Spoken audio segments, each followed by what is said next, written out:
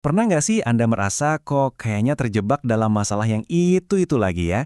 Udah coba macam-macam cara, tapi hasilnya sama aja.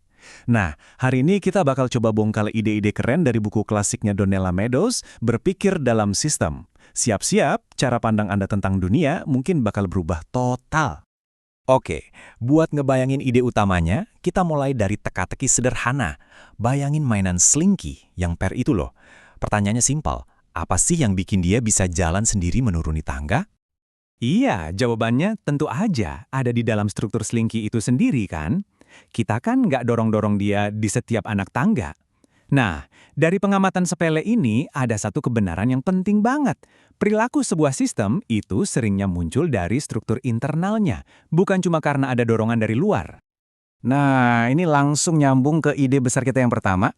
Yuk kita coba pikirin ulang apa sih sebetulnya penyebab masalah itu. Seringnya kan, kalau ada masalah, kita gampang banget nunjuk satu orang atau satu kejadian sebagai biang keladinya. Tapi coba deh kita mundur sedikit. Gimana kalau masalahnya itu bukan di orangnya, tapi justru ada di mesin yang lebih besar, di dalam struktur sistem tempat mereka beroperasi. Contohnya gini deh, pemimpin politik itu nggak menyebabkan ekonomi naik turun, itu udah bawaan struktur pasar. Atau virus flu, bukan cuma dia yang nyerang, tapi kondisi tubuh kita yang memungkinkan dia berkembang. Nah, ini tuh kayak gunung es. Krisis ekonomi, wabah penyakit, itu cuma puncak yang kelihatan di atas air. Di bawahnya, ada struktur sistem raksasa yang nggak kelihatan, yang sebenarnya jadi pendorong utamanya. Oke, terus gimana caranya kita bisa ngintip struktur yang tersembunyi ini?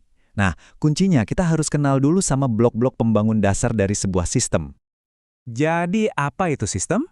Gampangnya, ini bukan cuma sekumpulan barang. Coba bayangin mobil. Kalau cuma tumpukan onderdilnya doang, ya nggak bakal bisa jalan kan? Tapi begitu semua terhubung dengan benar, mereka menciptakan sesuatu yang baru, sebuah alat transportasi. Nah, itulah esensi dari sebuah sistem.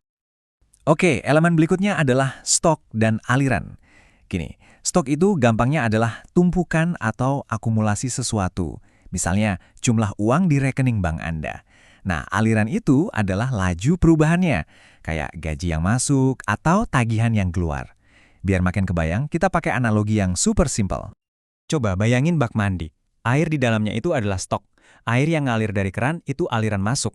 Terus air yang keluar lewat lubang pembuangan itu aliran keluar. Simple kan? Tapi prinsip ini berlaku buat semuanya loh, dari saldo rekening kita sampai jumlah karbon di atmosfer. Nah, ini dia nih, bagian yang paling seru. Lingkaran umpan balik atau feedback loop. Disinilah sistem seolah-olah jadi hidup. Ini tuh mekanisme di mana perubahan di stoknya balik lagi mempengaruhi alirannya sendiri. Jadi terciptalah siklus yang bisa mengatur, memperkuat, atau menstabilkan dirinya sendiri. Secara umum ada dua jenis. Pertama, lingkaran penguat. Ini kayak bunga berbunga di bank. Efeknya kayak bola salju, bisa bikin pertumbuhan makin cepat atau sebaliknya kehancuran makin cepat. Nah, yang kedua itu lingkaran penyeimbang. Ini kayak termostat AC. Tugasnya menstabilkan, selalu berusaha narik sistem kembali ke titik idealnya. Oke, sekarang kita udah punya peralatannya nih. Stok, aliran, sama umpan balik. Dengan ini, kita bisa mulai mendiagnosis kenapa sih kita sering banget kejebak dalam masalah yang sama. Yuk kita bedah beberapa jebakan sistem yang paling sering terjadi. Jebakan-jebakan ini, atau biasa disebut arketipe, sebetulnya adalah pola struktur sistem yang salah kaprah, yang secara alami, ya menghasilkan perilaku yang nggak kita mau. Dan yang agak ngeri, pola ini tuh muncul di mana-mana, dari urusan kantor sampai dinamika keluarga di rumah. Salah satu jebakan yang paling klasik, judulnya Sukses untuk si Sukses. Gampangnya, ini adalah struktur di mana pemenang dikasih lebih banyak sumber daya untuk menang lagi. Ini menciptakan lingkaran penguat yang bikin si kaya makin kaya dan si kuat makin berkuasa. Gini cara kerjanya. Anggap aja ada dua pesaing. Salah satunya dapat keuntungan kecil di awal. Nah, keuntungan ini dia pakai buat dapat sumber daya lebih banyak, entah itu uang, pengaruh, atau pelanggan. Dengan sumber daya lebih, peluang dia buat menang lagi jadi makin besar. Dan siklus ini ngulang terus, bikin si pemenang makin kuat, yang kalah makin lemah, sampai akhirnya cuma ada satu yang mendominasi. Persis kayak main monopoli kan? Dan struktur yang satu ini aja udah bisa ngejelasin banyak hal. Dari monopoli pasar, kenapa kesenjangan kekayaan makin lebar, sampai kenapa konten yang udah viral jadi makin viral lagi di media sosial. Jadi, poin utamanya, ini tuh bukan cuma soal siapa yang lebih pintar atau lebih hoki. Seringkali ini adalah hasil yang udah pasti terjadi karena aturan main sistemnya memang begitu. Oke, kalau masalahnya ada di struktur, berarti solusinya juga harusnya ada di sana dong? Betul. Tapi, ini rahasianya. Tempat yang paling kelihatan buat diubah, seringnya malah yang paling nggak efektif. Yang kita butuhkan adalah menemukan titik ungkitnya. Apa itu titik ungkit? Bayangin ini sebagai satu titik kecil dalam sebuah sistem yang rumit, di mana sedikit saja sentuhan atau perubahan di situ bisa menghasilkan efek domino yang luar biasa besar ke seluruh sistem. Meadows bahkan membuat semacam peringkatnya loh. Kita coba hitung mundur ya, dari yang paling lemah ke yang paling kuat.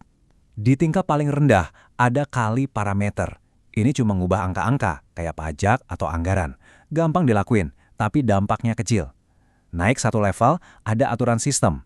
Ini soal mengubah aturan main, insentif, alur informasi. Jauh lebih kuat. Tapi, titik ungkit tertingginya yang paling sakti adalah mengubah paradigma, yaitu cara pandang atau keyakinan mendasar yang jadi pondasi seluruh sistem itu sendiri. Nah, kemampuan buat mengubah paradigma ini membawa kita ke pola pikir yang paling pamungkas. Kita harus berhenti berusaha mengontrol sistem, dan sebaliknya, kita harus belajar untuk menari dengannya. Maksudnya apa sih menari? Tujuannya bukan lagi untuk mendominasi atau memprediksi semua hal dengan akurat. Nggak akan bisa. Tujuannya adalah untuk terus belajar, beradaptasi, dan mengalir bersama dengan kerumitan sistem itu sendiri. Pola pikir baru ini artinya kita harus tetap rendah hati karena kita sadar model kita nggak akan pernah sempurna. Artinya, kita harus berpikir jauh lebih jangka panjang, nggak cuma buat besok atau tahun depan. Dan yang paling penting, ini soal beralih dari posisi pengendali yang sering frustrasi menjadi partisipan yang lebih bijak dalam sistem yang terus bergerak ini. Pada akhirnya, berpikir dalam sistem itu ngasih kita cara baru buat menciptakan perubahan yang lebih mendasar dan tahan lama. Jadi, sebagai penutup, coba deh pikirin ini. Kira-kira masalah apa di hidup Anda, di pekerjaan Anda, atau di sekitar Anda yang bisa diselesaikan bukan dengan utak-atik bagian-bagian kecilnya, tapi dengan mengubah tujuan utama dari sistem itu sendiri?